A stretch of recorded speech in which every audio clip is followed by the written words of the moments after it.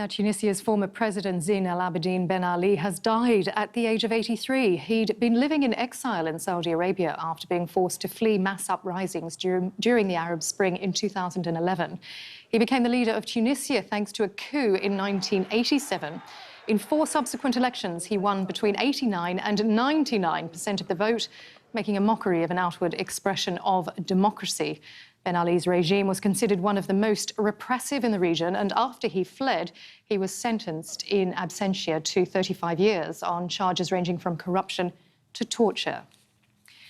Well, Jonathan Weiner is a scholar at the Middle East Institute and also a former US Special Envoy to Libya. He joins us live now from Washington. Jonathan, this was a leader who reigned for 23 years. His supporters say he brought economic stability. His critics say with few freedoms. What do you think will be his legacy? Exactly those two things. His first 10 years, he did a lot of economic reform. He moved Tunisia ahead. He became increasingly corrupt and consistently repressive.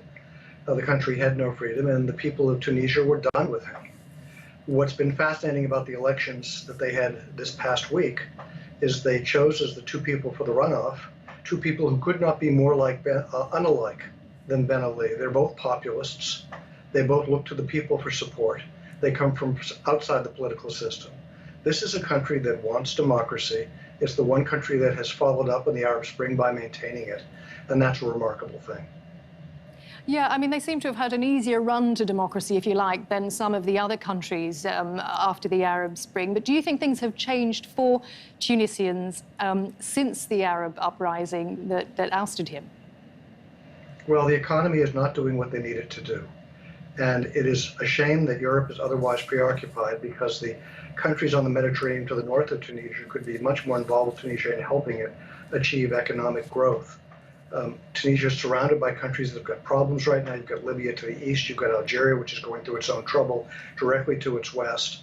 The southern Mediterranean countries need to find ways of trading more with one another and more with the European countries that abut the Mediterranean in particular. And that could provide the growth that Tunisians deserve. The unemployment rate is very high, and it's extremely hard on young Tunisians to find the opportunities that they deserve. We have to hope that as the world evolves, that Tunisia will find more opportunity in the days to come.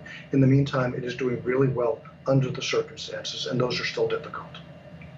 And what about US relations? Do you think Washington has a role to play there?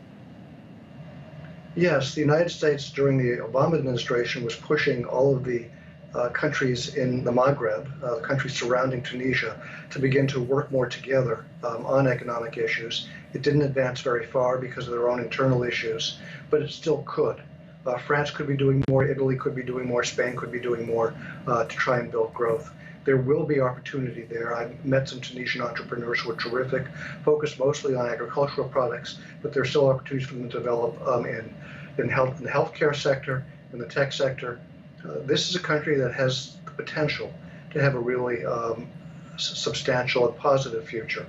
But Libya has to get its act together. Algeria has to make its transition. Europe has to be able to focus on economic integration and opportunity. If those things come, that would help Tunisia a lot. Jonathan, thank you. Jonathan Weiner joining us live there from Washington, D.C.